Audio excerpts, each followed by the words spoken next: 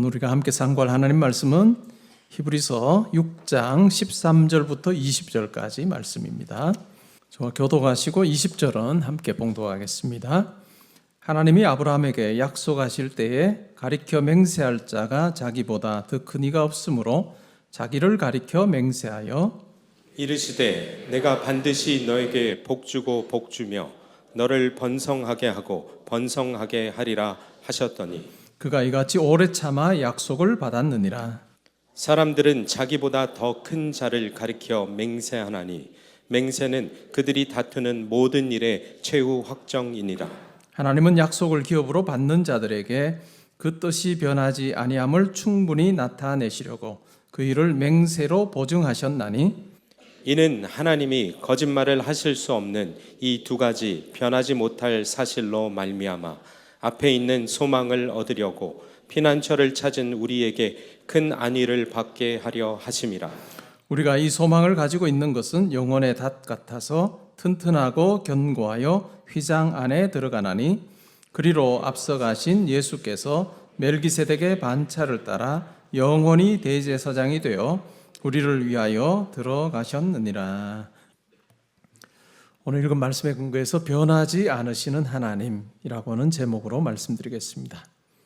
변하지 않으시는 하나님, 당연한 이야기죠. 당연한 말이라고 생각을 할 것입니다. 근데 이 당연한 것, 변하지 않으시는 하나님이라고 하는 것과 그 하나님께서 내 삶에 역사하시는 것을 체험하는 것, 그리고 신앙의 연수가 길어지면서 그 하나님에 대한 그 깊이가 달라지는 것, 그것이 우리에게 매우 중요한 것 같습니다.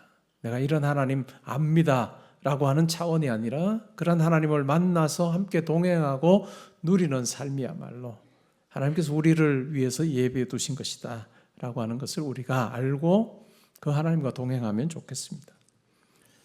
오늘 말씀을 통해서는 하나님의 영원하심, 그리고 하나님께 주신, 우리에게 주신 약속에 대해서 생각을 해보려고 합니다. 읽은 말씀 13절 바로 앞에 보면 6장 12절에서 히브리서 저자가 이렇게 말합니다. 믿음과 오래 참음으로 말미암아 약속들을 기업으로 받는 자들을 본받으라 라고 그렇게 이야기를 합니다. 약속들을 기업으로 받는 자를 본받으라. 약속이 그냥 주어졌지만 그것을 누리지 못하는 자가 아니고 그 약속을 이루시는 하나님, 그분을 만남으로 그 약속이 이루어지는 것을 보았던 자들, 그들을 본받으라 라고 그렇게 권면하고 있습니다. 오늘 우리가 읽은 이 말씀을 전해주었던 이 히브리서 저자가 히브리서를 쓸 때 상황이 어땠냐 하면 독자들의 상황은 굉장히 힘들었던 것 같습니다. 박해 가운데 있었던 것 같은 구절들도 등장하고 또 영적으로 나태해진 그런 모습들도 발견합니다. 박해와 영적인 나태함으로 인해서 흔들리고 있습니다. 위기 가운데 있습니다. 또한 믿음의 자리에서 떠나려고 하는 것 같은 형편에 있습니다. 이러한 자들에게 히브리서 저자는 흘러 떠내려가지 말아야 된다. 그리고 들은 바 그 말씀을 굳게 잡아야 된다라고 그렇게 권면합니다. 오늘날 우리도 마찬가지 아닐까요? 여러분 신앙생활의 연수가 어느 정도 되셨습니까? 어떤 분들은 아주 수십 년 신앙생활 하셨을 것입니다. 그런데 내가 예수를 믿고 나서부터 한 번도 나는 흔들린 적이 없습니다 라고 하는 성도는 많지 않을 것입니다. 때론 우리가 믿음이 흔들릴 때 과연 내가 잘하고 있는 건가 라고 하는 생각이 들기도 합니다. 그런데 이와 같은 의문은 이상한 것이 아닙니다. 왜냐하면 우리 존재 자체가 그러하기 때문에 그렇습니다. 우리는 끊임없이 변하는 존재입니다. 여러분 아기로 태어나서 지금 여기까지 변해왔습니다. 여러분의 어릴 적의 사진을 한번 꺼내놓으시면 내가 이렇게 변했구나 라고 하는 것을 우리 모두 다는 아주 분명하게 확인합니다. 그런데 이러한 것이 우리만 변하는 것이 아닙니다. 우리만 변하는 것이 아니라 우리를 둘러싼 상황도 환경도 변합니다. 내가 살고 있는 동네도 변합니다. 개포동이 정말 많이 변한 것, 저는 변하기 이전에도 있었기 때문에 정말 이렇게 변했구나라고 하는 걸 저는 압니다. 동네가 변하고 우리의 인생에 보면 경제적인 상황도 항상 똑같지 않습니다. 경제적인 상황과 여건도 항상 변합니다. 그리고 내게 주어진 건강도 항상 변합니다. 그리고 사람 관계도 변하는. 요약을 해보면 우리의 이 땅에서의 삶이라고 하는 것 변하는 것입니다. 우리는 변하는 존재로 이 땅에 삽니다. 우리가 변하는 존재로 산다는 것을 한마디로 정리를 해보면 우리가 시간에 매여 사는 존재다라고 하는 이야기입니다. 시간에 매여 사는 우리와 시간에 매여 살지 않으시는, 그래서 변하지 아니하시는 하나님. 오늘은 이 부분에 대해서 우리가 좀 생각을 해보려고 합니다. 먼저 본문부터 짧게 살피고 이 부분에 대해서 제가 중점적으로 말씀을 드리려고 합니다. 이렇게 흔들리고 있는 히브리서의 독자들에게 저자는 믿음과 인내를 요구합니다. 그리고 하나님을 믿고 하나님께 주신 약속을 붙들라라고 그렇게 당부합니다. 그러면서 한 인물을 예로 들어서 설명합니다. 그가 바로 아브라함입니다. 창세기 12장에 등장하는 아브라함입니다. 하나님께서는 아브라함에게 또 그의 아내 사라에게 큰 약속을 주십니다. 그 약속이 뭘까요? 내가 너에게 후손을 많이 주마. 바다의 모래처럼 하늘의 별처럼 많은 후손을 주겠다. 그래서 큰 민족이 되게 하겠다라고 하는 약속입니다. 그리고 땅에 대한 약속도 주셨고 또 복이 되게 하는 그 같은 약속도 주셨습니다. 이 약속을 들었을 때 아브라함의 나이가 75세입니다. 사라의 나이가 65세입니다. 특별히 오늘 본문에서는 후손에 대한 그 약속을 주로 다루고 있습니다. 75세, 65세의 아브라함과 사라에게 자기들의 힘만으로는 큰 민족을 이룰 수는 없겠다라고 생각을 했겠지만, 그러나 하나님께서 함께 하시면 가능할 거다라고 하는 생각을 할 법한 나이였습니다. 다산의 복을 허락해 주시면 하나님께서 주신 이 약속 이룰 수 있을 거다라고 하는 생각을 그들이 가졌을 수도 있습니다. 그런데 하나님께서는 약속을 주시고 바로 이루어 주지 않습니다. 결국 하나님께서 이 약속을 이루어 주시는데 몇 년이 지나서 이루어 주실까요? 25년이 지난 후에 이루어 주십니다. 그것도 아브라함과 사라의 입장에서 볼 때는 이제 우리 힘으로는 자식을 얻을 수 없다라고 생각하는 그때 하나님께서 하나님의 방법대로 역사하셔서 이삭이라고 하는 아들을 허락해 주십니다. 약속의 아들을 허락해 주십니다. 불가능할 것 같은 그 나이에 하나님께서 함께해 주심으로 그 약속을 이루어 주셨습니다. 그리고 그 약속이 이루어지는 과정 속에 믿음과 오랜 기다림이라고 하는 것이 요구되었습니다. 그래서 히브리서를 썼던 이 저자는 히브리서 믿음장인 11장 11절에서 이렇게 말합니다. 믿음으로 사라 자신도 나이가 많아 단산하였으나 잉태할 수 있는 힘을 얻었으니 이는 약속하신 이를 미쁘신 줄 알았음이라 라고 그렇게 이야기를 합니다. 나이가 많아서 이제는 출산하는 것이 불가능했지만, 아이를 얻는 것이 불가능했지만 잉태할 수 있는 힘을 하나님께서 주셨다. 그렇게 할 수 있었던 것, 그것은 바로 약속하신 하나님께서 신실하시고 미쁘시다라고 하는 것을 알았기 때문이다, 이렇게 말합니다. 저는 이미 히브리서 강해를 할 때 이 구절을 계속해서 아브라함이 주어가 되어서 계속 설명하고 앞뒤가 다 그렇습니다. 그렇기 때문에 이 부분도 11절도 아브라함을 주어로 하는 것이 더 낫습니다 라고 그렇게 구문 설명을 해드린 적이 있습니다. 그래서 저는 이렇게 번역하는 게 좋다고 말씀을 드렸습니다. 믿음으로 아브라함은 사라와 함께 나이가 많아 단산하였으나 잉태할 수 있는 힘을 얻었으니 이는 약속하신 이를 미쁘신 줄 알았음이라로 번역하는 것이 더 좋아 보인다라고 말씀을 드렸습니다. 그렇게 제가 말씀드렸던 이유는 잉태하는 힘이라고 하는 것이 남성에게 사용되었기 때문입니다. 어쨌든 아브라함은 하나님을 믿고 인내하고 기다렸습니다. 그리고 하나님께서 마침내 그에게 주셨던 약속을 불가능하다고 생각하는 그 상황에서 이루어 주셨습니다. 하나님께서는 아브라함의 후손을 통해서 큰 민족을 이루게 해주겠다라고 하셨던 약속 또한 이루셨습니다. 우리가 창세기를 읽으면서 굉장히 좋아하는 인물이 있습니다. 누굴까요? 요셉입니다. 우리 자녀들을 위해서 항상 축복 기도할 때마다 하나님께서 이 요셉의 삶에 함께 하셨던 것처럼 우리 자녀들의 삶에 함께 하셔서 형통케 하여 주옵소서라고 하는 기도를 우리가 꽤 많이 합니다. 근데 요셉의 삶은 하나님을 잘 믿으면 그의 삶이 형통하다라고 하는 개인적인 차원의 이야기는 아닙니다. 요셉의 삶이 우리에게 이야기를 해주는 것은 하나님께서 증조부였던 아브라함에게 주셨던 그 약속이 후대로 내려가면서도 계속 없어지지 아니하고 계속해서 그 약속이 유효하다라고 하는 것을 보여주는데 요셉의 이야기가 등장합니다. 형들이 그를 노예로 애굽에 팔아버립니다. 애굽으로 가는 상인에게 팔아버립니다. 그렇게 해서 종으로 팔려갔지만 하나님께서는 이 요셉의 삶 가운데 함께 하십니다. 그래서 마침내 하나님의 방법대로 어떻게 하나요? 애굽의 총리가 되게 했습니다. 요셉을 애굽의 총리가 되게 했던 하나님의 이유가 뭘까요? 목적이 뭘까요? 요셉은 그것을 분명히 압니다. 그냥 내가 하나님께 신실하게 살았더니 나를 잘 먹고 잘 살게 하기 위해서 이 자리에 세우셨다라고 요셉은 생각하지 않습니다. 요셉은 자기가 그 자리에 오르게 됐고 그 역할을 감당하게 되는 것이 바로 하나님께서 증조부 아브라함에게 하셨던 그 약속, 내가 너의 후손이 큰 민족이 되게 하겠다라고 하셨던 그 약속이 사라지지 않도록 하는, 그것을 위해서 요셉을 그 자리에 세우셨다, 자기를 그 자리에 세우셨다라고 하는 확신을 그는 가지고 있습니다. 기근이 들었습니다. 저녁에 식량이 없습니다. 아브라함의 후손들도 야곱의 아들들도 이제는 다 굶어 죽을 지경이 되었습니다.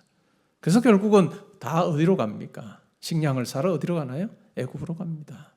그리고 그 애굽에서 이 식량을 관장하는 사람이 바로 요셉입니다. 하나님께서는 요셉을 그 자리에 미리 세워주심으로 요셉을 통해서 하나님의 약속의 백성들이 이 세상에서 생명이 끊어지지 않도록 하기를 원하셨던 것이 바로 하나님의 뜻이었습니다. 그 일을 위해서 자기가 그 자리에 있다는 것을 요셉은 분명하게 압니다. 아버지 야곱이 죽었습니다. 죽고 나서 형들이 와서 이제 두려운 마음으로 요셉에게 사과도 하고 또 아버지가 잘 지나고 했다고 그렇게 이야기도 합니다. 그때 창세기 50장 20절에 보면 요셉이 형들에게 이렇게 말합니다. 당신들은 나를 해하려 하였으나 하나님은 그것을 선으로 바꾸사 오늘과 같이 많은 백성의 생명을 구원하게 하시려 하셨다라고 이야기를 합니다. 제가 방금 설명드린 그 내용을 지금 요셉이 형들에게 하고 있는 것입니다. 25년이라고 하는 긴 기다림 끝에 아브라함은 하나님의 약속이 이루어진 것을 확인을 했습니다. 그런데 하나님께서는 약속을 주실 때 그 약속만이 아니라 맹세도 함께 하셨습니다. 보통의 사람들의 경우에는 자기보다 큰 자를 힘입어서 맹세를 합니다. 그런데 하나님보다 더 큰 자가 없기 때문에 하나님께서 직접 맹세합니다. 그래서 내 약속 분명히 이루어지게 하겠다라고 하나님께서 맹세하신 것이죠. 사라의 믿음이 흔들릴 때, 아브라함의 믿음이 흔들릴 때 하나님께서는 맹세를 통해서 내가 반드시 너에게 한 그 약속, 너희들에게 한 약속 이루어지게 하겠다라고 맹세를 통해서 이들에게 여러 차례 말씀해 주셨습니다. 그래서 하나님의 약속과 맹세는 하나님의 신실하심을 보여주는 도구라고 할 수 있습니다. 아브라함의 이 예는 우리에게도 아주 중요한 교훈을 줍니다. 그리고 히브리서의 이 독자들에게도 아주 중요한 부분을 이야기하고 있습니다. 아브라함처럼 우리도, 성도인 우리도 하나님의 약속을 받았습니다. 우리가 받은 그 약속이 뭘까요? 우리가 예수를 믿으며 살면 이 세상에서 잘 먹고 잘 사는 것, 그것일까요? 성경은 그렇게 이야기하지 않습니다.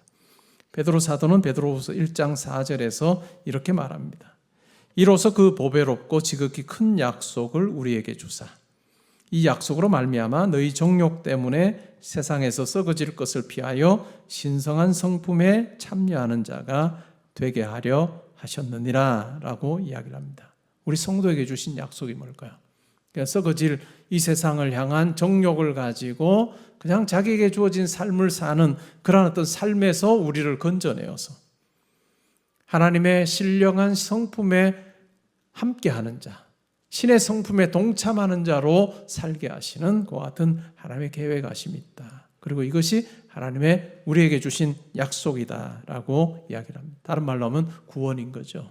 죄 가운데 있던 우리를 건져내어서 하나님 백성 삼으시고 예수 그리스도를 닮아서 예수 그리스도의 장성한 분량에 이르기까지 우리 가운데 함께 하시고 마침내 영원한 하나님 나라에서 우리의 이 죽을 몸도 완전히 신령한 몸이 되어서 하나님과 함께 사는 그 삶, 하나님과 친밀한 교제가 있는 삶, 그것이 바로 하나님께서 우리에게 주신 약속이다라고 베드로 사도는 이야기를 하고 있습니다. 이 약속을 우리가 끝까지 붙드는 것이 중요합니다. 아브라함도 자기의 삶 가운데서 끝까지 신실하신 하나님을 의지하고 붙들었던 것처럼 우리에게도 그와 같은 믿음과 인내가 필요하다라고 이야기를 합니다. 그런데 우리에게 말씀하셨던 하나님은 어떤 분일까요? 이사야서 55장 11절에 보면 이런 말씀이 나옵니다. 내 입에서 나가는 말도 이와 같이 헛되이 내게로 돌아오지 아니하고 나의 기뻐하는 뜻을 이루며 내가 보낸 일에 형통함이다 라고 이야기합니다. 하나님께서 말씀하시면 그대로 된다 라고 하는 말씀이 이사야서 55장 11절에 나옵니다. 이러한 하나님께서 하신 약속이기에 말씀이기에 우리는 절대적으로 신뢰할 수 있습니다. 풍랑이는 바다를 항해하는 것 같은 그와 같은 우리의 삶입니다. 그런데 이러한 삶에 이 하나님이 함께 하심은 큰 위로가 됩니다. 오늘 히브리서 저자는 이 땅을 사는 우리의 삶을 소망을 얻으려고 피난처를 찾는 것으로 이야기를 합니다. 그런데 이 소망이 뭘까요? 우리가 하나님의 임재로 나아가는 것입니다. 하나님의 임재로 나아가는 것, 이것이 우리 인생의 닻이다라고 이야기하고 더 구체적으로 이야기하면 우리가 힘으로 자기 힘으로 자발적으로 자기의 것 가지고 하나님의 임재 안으로 성소로 들어가는 것이 아니라 우리보다 먼저 앞서 들어가신 예수 그리스도께서 대제사장이 되셔서 우리보다 미리 앞서서 성소로 들어가셨다. 그 성소로 들어가셔서 예수님께서 어떤 일을 하셨을까요? 죄 가운데 사는 우리를 살리시기 위해서, 깨끗하게 하시고 구원하시기 위해서, 또 하나님 자녀 삼으시기 위해서 자기를 온전한 제물로 드리십니다. 그리고 하나님께서 그것을 받으심으로 우리의 죄가 깨끗해지고 죄 가운데 살던, 죄의 지배 아래 살던 우리가 그 죄로부터 노임받는 그 같은 일이 벌어졌다라고 하는 것입니다. 이것이 우리가 기억해야 될 우리 영혼의 닻입니다. 흔들리고 요동치는 이 땅에서의 삶을 살면서 우리가 이것을 기억할 필요가 있습니다. 하나님께서 우리에게 약속하셨으니 반드시 이루실 것입니다. 그런데 이것은 먼 미래에 이루어질 일만은 아닙니다. 지금 이 땅에서도 우리는 이미 누릴 수 있습니다. 하나님께서는 영생을 약속하셨고 구원을 약속하셨습니다. 영생이라고 하는 것, 영원히 사는 것 맞습니다. 또한 시간에 매여 사는 우리가 다 이해할 수 없는 그와 같은 부분입니다. 그런데 어쨌든 시간하고 상관없이 그렇게 영원히 존재하는 것이 영생 개념이 맞습니다. 그런데 요한복음에 보면 이 영생이라고 하는 것을 설명하면서 또 다른 측면에서도 접근합니다. 우리로 하여금 시간적인 개념으로 이 영생을 이해하기보다는 관계적인 측면에서 이해하게 합니다. 어떤 걸까요? 영생이란 하나님과 하나님이 보내신 자 예수를 아는 것이라고 이야기합니다. 그렇게 생각해 보면 우리가 이 땅에 사는 동안에는 하나님에 대해서, 예수님에 대해서 아는 것이 분명히 있습니다. 그것 또한 영생을 맛보는 것이죠. 그러나 영원한 하나님 나라에 갔을 때는 우리가 이 땅을 살면서 하나님을 체험하고 경험하고 아는 것과는 완전히 다른 차원의 알미 주어질 것에 대해서 하나님께서는 말씀하셨습니다. 그런데 우리가 이 땅에 사는 동안에도 그 하나님의 인도하심과 하나님의 함께하심과 하나님이 우리의 삶 가운데 어떻게 역사하시기를 원하시는지, 우리가 어떤 모습으로 변화되기를 원하시는지 우리는 아는 존재로 산다는 것입니다. 그러기에 영생은 우리에게 이미 시작이 되었고 하나님 나라에서 완성될 것입니다. 구원 또한 이미 우리에게 시작이 됐고 하나님 나라에서 완성이 될 것입니다. 이미와 아직이라고 하는 부분에 대해서 너무나도 분명하게 우리에게 이야기해 줍니다. 그러기에 이 땅을 사는 우리 성도의, 세상 속의 성도의 삶을 이야기해 보면 아주 얼음이 두껍게 온 그런 강위를 걸어가는 삶이라고도 우리가 생각해 볼 수 있습니다. 저 강 건너편까지 가는 거요. 근데 얼음은 너무너무 두껍게 얼어서 뭐 사람이 뛴다고 이 얼음이 깨질 그런 얼음이 아닙니다. 그만큼 두껍게 언 얼음 그 위를 걸어서 강 건너편으로 가는 것, 그것이 이 땅의 삶이라고 생각을 해보면, 그것이 우리 신앙생활이라고 생각해 보면 우리가 어떻게 걸어가야 될까라고 하는 것이 너무나도 자명해집니다.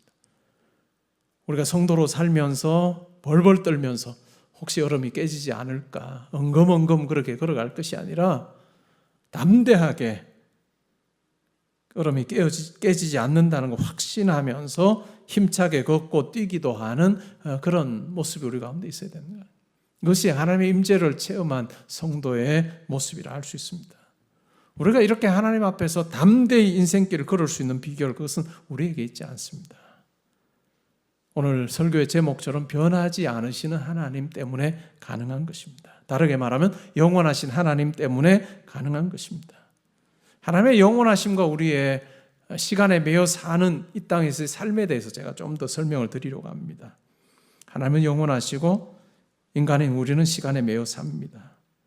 영원하신 하나님은 시간이 미치지 않는 초월적인 존재로 계십니다. 하나님은 시간에 제한되지 않으시며 과거와 현재와 미래를 동시에 아시는 분입니다. 제가 몇 차례 말씀드린 것처럼 영원히 계시는 하나님은 과거와 현재와 미래를 동시에 알고 동시에 보시는, 이것이 우리로서는 도무지 이해가 되지 않는 부분이에요. 시간에 매여 사는 우리로서는 도무지 이해가 되지 않는 부분. 그런데 영원이라는 개념 자체가 그렇습니다. 시편 90편 2절에서 시인은 이렇게 노래합니다. 산이 생기기 전 땅과 세계도 주께서 조성하기 전 곧 영원부터 영원까지 주는 하나님이십니다. 우리의 일생의 시작부터 지금 그리고 마지막 순간까지 하나님은 다 보고 계시고 알고 계십니다. 그 영원하신 하나님. 우리의 일생 100년 요것만 보실까요? 아니에요. 하나님께서 창조하셨습니다. 창조하기 전에도 하나님께서는 계셨습니다. 창조, 그리고 이 창조 세계의 변화, 그리고 마지막 이 창조 세계가 이제는 하나님의 뜻 안에서 때로는 심판이 될 수도 있고 완전히 멸망이 될 수도 있고, 이 창조 세계의 마지막까지를 하나님께서 다 하시는 분이에요. 우리가 기독교적인 차원에서 창조를 이해한다고 6,000년이라고 이야기하는 분들인데 그건 아닙니다. 6,000년은 절대로 아닙니다. 훨씬 더 오랜 기간의 창조입니다. 훨씬 더 오래전에 창조가 됐어요. 그런데 그 창조 그 시점부터 지금까지, 그리고 이 창조물의 창조 세계의 끝까지를 하나님께서 한꺼번에 보십니다. 우리의 인류의 역사도 마찬가지일 겁니다. 그런 분이 바로 하나님이십니다. 요한계시록 1장 8절을 보면 주 하나님이 이르시되 나는 알파와 오메가라, 이제도 있고 전에도 있었고 장차 올 자요 전능한 자라 라고 그렇게 말씀합니다. 우리는 시간의 흐름에 따라 변하죠. 그러나 하나님은 시간의 흐름에 따라 변하거나 영향을 받지 않으십니다. 그래서 그분의 존재는 무시간적, 아니면 시간 안에서도 자유롭게 초월하는 초시간적인 방식으로 존재하십니다. 그러나 우리는 어떨까요? 인간은 창조된 존재로 시간 안에서 살아갑니다. 시공간의 제약을 받으며 우리는 살아갑니다. 우리 인간의 삶은 시작과 끝이 있고 과거에서 현재를 거쳐 미래로 나아가는 시간의 흐름 속에 우리는 지배를 받습니다. 그러게 전도서 3장 1절에서 우리 인간의 시간적 한계에 대해서 이렇게 말합니다. 범사에 기한이 있고 천하만사가 다 때가 있다라고 이야기를 합니다. 이러한 시간의 제약 안에서 우리는 성장하고 변하고 결국은 죽음을 맞이합니다. 과거는 돌이킬 수 없고 미래는 알 수 없기에 인간은 현재라는 순간 속에서 살 뿐입니다. 우리는 이러한 시간의 흐름 속에서 모든 것이 다 변한다고 말씀드렸습니다. 그런데 하나님은 그분의 본질과 계획이 변하지 않습니다. 말라기 3장 6절에서 이렇게 말합니다. 나 여호와는 변하지 아니한다라고 말씀합니다. 그런데 인간으로 사는 우리는 시간과 환경의 변화에 따라 생각과 감정과 상황이 끊임없이 변합니다. 하나님은 모든 시간을 동시에 현재로 인식하십니다. 이것이 참 놀라운 거예요. 시간에 매여 사는 우리는 이 찰나의 현재만을 우리는 살 뿐인데 하나님은 모든 시간을 동시에 현재로 인식하십니다. 과거와 미래가 하나님께는 하나의 완전한 현재로 존재하는 것입니다.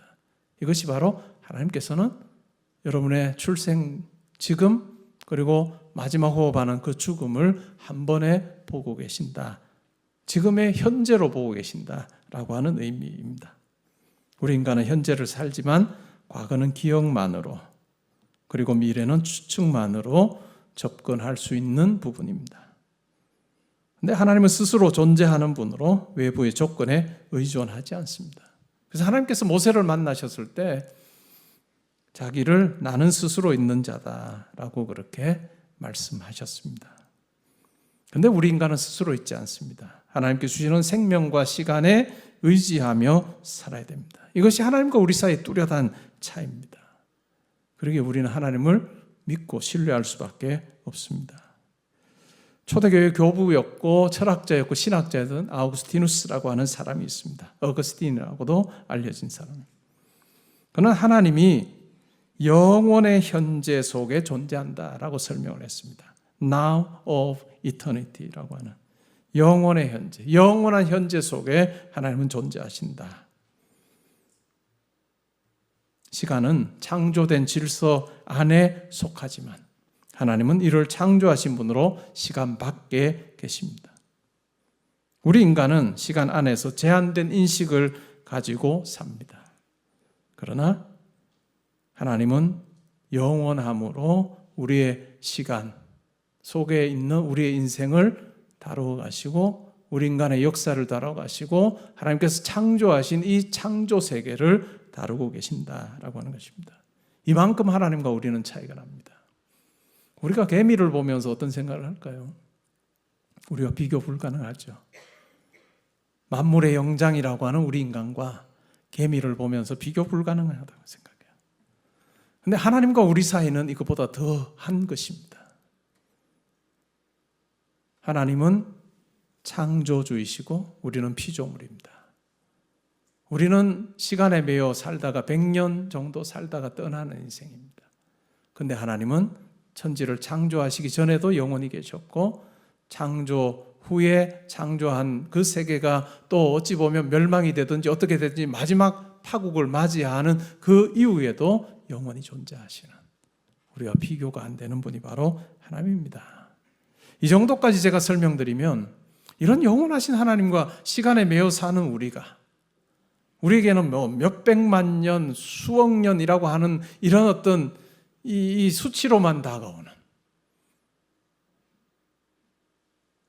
이 세상의 어떤 뭐 창조, 생겨난 것 그것이 우리에게 너무나도 큰 수고 또 긴 기간이어서 도무지 그걸 우리가 이해하기 어려운 그런 어떤 100년을 사는 우리인데 우리와 그 영원하신 하나님이 어떻게 하나가 될 수, 어떻게 만남이 가능할까? 어떻게 교제가 가능할까? 어떻게 사귐이 이루어질 수 있을까? 불가능해 보입니다.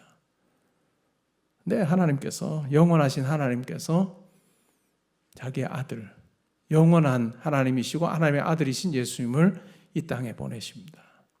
그런데 영원이라고 하는 측면에서 그 존재를 가지고 이 땅에 오게 하신 것이 아니라 어떻게 하신가요? 우리와 같은 모양으로 이 세상에 태어나게 하십니다. 시간에 매여 사는 존재로 하나님께서 자기 아들을 이 땅에 보내셨습니다. 그래서 하나님의 뜻이 무엇인지를 말씀해 주십니다. 예수 그리스도께서 이 땅에 우리와 같은 모양으로 오신 성육신 사건을 통해서 비로소 영혼과 시간의 만남이 이루어집니다. 하나님께서 예수 그리스도를 통해서 우리의 시간 속으로 오셨습니다. 예수 그리스도의 성육신은 어찌 보면 십자가 사건도 굉장한 고난이지만 여러분들이 생각해 보시면 영원한 존재가 피조물로 이 세상에 태어나는 그것이야말로 정말 엄청난 낮아짐이다 라고 하는 것을 우리가 생각해 볼 수 있습니다. 그래서 그렇게 하신 이유가 뭘까요? 우리에게 하나님의 뜻이 무엇인지를 알려주시기 위해서입니다. 하나님께서 우리를 구원하기를 원하시고 우리를 자녀 삼으시기를 원하시고 우리와 소통하기를 원하시는 그 하나님의 뜻을 예수님께서 가르쳐 주셨습니다. 히브리서 13장 8절은 예수 그리스도는 어제나 오늘이나 영원토록 동일하시다라고 말씀합니다. 영원하신 예수님께서 이 땅에 오셔서 하나님의 뜻을 가르쳐 주시고 우리를 하나님의 뜻으로 하나님께서 기대하시는 곳으로 우리를 초대합니다. 수고하고 무거운 짐진 자들아 다 내게로 오라.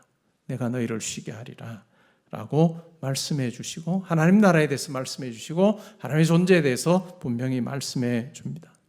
우리가 예수님의 이 초대에 반응하여서 믿음으로 반응하여서 예수를 영접하게 될 때 우리의 시간 속에 영원이라고 하는 가치가 들어오게 됩니다. 우리가 이것을 경험하지 전에는 그냥 이 세상에 잘 먹고 잘 사는 게 최고예요. 100년을 산다 하지만 우리가 이 100년이라고 하는 기간 동안에서 내가 꿈을 가지고 하면 앞에 또 한 20년 떼야 되겠죠. 그렇게 보면 100년 안에서도 더 짧은 기간을 우리가 삽니다. 근데 이 영혼이 우리 가운데 들어오기 전에는 내가 잘 먹고 잘 살면 좋겠다. 떵떵거리며 살면 좋겠다. 이게 전부가 돼요. 근데 이 시간 속에 영혼이 들어오게 되면 영혼에 대한 소망이 우리 가운데 생깁니다. 그리고 하나님께서 나를 통해서 이루기를 원하시는 것이 뭘까라고 하는 고민을 하게 됩니다. 나를 위한 삶이 아니라 하나님을 위한 삶이 가능해지고 또 이 땅에서의 삶에서 오늘 기도하신 장로님의 기도처럼 하나님 나라와 하나님의 의를 먼저 구하는 것이 가능한 우선순위의 변화가 우리 가운데 일어납니다. 그럴 때 비로소 우리는 영혼에 잇대어 사는 시간의 제약 가운데 살지만 영혼을 미리 맛보기 하듯이 이 땅에서 사는 존재가 가능하게 되는 것입니다. 말씀을 정리하고자 합니다. 히브리서의 독자들처럼 우리도 신앙생활하면서 흔들릴 때가 있습니다. 하나님 주신 약속이 흐릿해질 때가 있습니다. 이 세상이 더 크게 보이고 하나님 나라는 희미하게 보일 때가 있습니다. 그럴 때 진짜 하나님이 계신가? 하나님이 내 삶에 함께 하시는 건 맞나? 라고 하는 생각이, 그 의문이 우리의 삶의 한가운데서 우리에게 찾아오는 경우가 있습니다. 이럴 때 우리는 잠시 우리 삶을 멈추고 하늘의 하나님께로 주의를 돌려야 할 것입니다. 그때 하나님은 우리에게 절망과 불안과 의문의 한가운데서 소망과 확신과 담대함을 주실 것입니다. 먹구름이 몰려와서 우리 삶의 풍경 위에 의심의 그림자를 드리울 때 우리는 어떻게 해야 될까요? 풍랑이는 바다 위에서 풍랑을 보고 바람을 보고 두려워하기보다 주님께 집중하는 것이 우리 가운데 필요합니다. 베드로에게서 우리가 발견하는 그 모습이 우리의 모습이 아닐까 하는 생각을 해봅니다. 주님을 바라보며 걸어갈 때는 괜찮았지만 그러나 무서워서 경랑의 물을 보고 바람을 보게 될 때 두려워서 빠지게 되는 그 모습, 예수님에게서 눈을 떼는 순간 두려워하며 물에 빠졌던 것처럼 우리의 모습도 그러하지 않을까라고 하는 생각을 하며 우리의 시선을 우리의 인도자 되시고 우리 인생의 우리 영혼에 닫히신 예수님을 바라보며 가는 것이 필요할 것입니다. 3세기 초의 한 여인의 비문입니다. 그림을 한번 띄워주시면 물고기가 2마리 있습니다. 그리고 그 사이에 닻이 그려져 있습니다. 그리고 그 위에 헬라어 대문자인데 익투스 존톤이라고 하는 말입니다. 여기 익투스라고 하는 것이 물고기입니다. 그리고 존톤은 살아있는 자들의 이런 의미입니다. 살아있는 자들의 물고기라고 하는 직역하면 되겠죠. 근데 저기서 익투스라고 하는 저 말은 I라고 보이는 저 철자가 예수스입니다. 예수죠. X처럼 보이는 저 헬라어 단어인데 헬라어 철자인데 X라고 읽지는 않습니다. 저 X처럼 보이는 저 철자가 의미하는 것은 크리스토스입니다. 예수 그리스도입니다. 세타는 세우라고 해서 하나님의라고 하는 말이고 Y처럼 보이는 저 철자는 우 발음이 나는 철자인데 휘오스라고 해서 아들이라고 하는 뜻입니다. 그리고 C처럼 보이는 저 철자는 시그마입니다. 그래서 끝으로 가면 저 C 형태로 그렇게 보통 쓰이는데 익투스입니다. C는 소테르입니다. 그렇게 해보면 예수 그리스도 하나님의 아들 구원자라고 하는 단어의 앞에 철자만 따면 익투스가 됩니다. 물고기가 되는 거죠. 그래서 초대교회 성도들은 물고기를 가지고 내가 예수 그리스도 하나님의 아들 구원자이심을 내가 믿는 자입니다 라고 하는 것을 물고기를 가지고 자기를 드러냈습니다. 밖의 상황에서 오늘날도 보면 자동차 뒤에 물고기가 그려져 있고 그 안에 익투스라고 하는 말이 이렇게 새겨져 있는 범퍼 스티커나 이런 경우를 여러분들이 아마 보신 적도 있을 것입니다. 그리고 그 사이에 닫힙니다. 이 3세기 초 한 여인의 비문에서 우리가 보게 되는 것은 그들은 예수 그리스도 하나님의 아들 구원자이심을 믿으며 그분을 인생의 닻으로, 영혼의 닻으로 여기고 살았다라고 하는 부분을 우리가 하여금 알게 합니다. 삶의 풍랑 속에서 하나님은 우리의 영혼의 소망이십니다. 의심이 그건 믿는 거 바보나 믿을 소리다라고 그렇게 속삭일 때 우리는 하나님은 결코 거짓말을 하실 수 없다는 사실을 기억하면 좋겠습니다. 의심이 하나님이 나를 버리셨다라고 말할 때 우리는 하나님의 뜻은 변하지 않고 그분의 맹세로 우리를 보증하셨다는 사실을 기억하면 좋겠습니다. 주변 상황이 계속해서 우리를 어렵게 할지라도 하나님께서 모든 것을 계획하시고 주관하신다는 것을 믿으며 우리 영혼이 하늘에 견고히 정박되어 있다라고 하는 확신을 가지고 살면 좋겠습니다. 지난주 경건생활 트래킹 말씀 로마서 8장 32절 말씀 이렇습니다. 자기 아들을 아끼지 아니하시고 우리 모든 사람을 위해서 내주시니가 그 아들과 함께 모든 것을 우리에게 주시지 않겠느냐. 우리 이 말씀을 항상 마음에 간직하며 살면 좋겠습니다. 뿐만 아니라 바울이 이어서 하는 어떤 것도 이 사랑에서 우리를 끊을 수 없다. 죽음이든 아니면 권세자든 세상의 어떤 것도 우리를 이 사랑에서 끊을 수 없다라고 하는 변하지 아니하시는 하나님이 여러분과 저를 위해서 베풀어 주신 우리의 상상을 초월하는 이러한 사랑에 대해서 우리가 분명히 확신하며 그 사랑 붙들고 변하지 아니하시는 하나님 의지하며 담대하게 인생길 걸어가는 저와 여러분 될 수 있기를 주님의 이름으로 축복합니다. 아멘.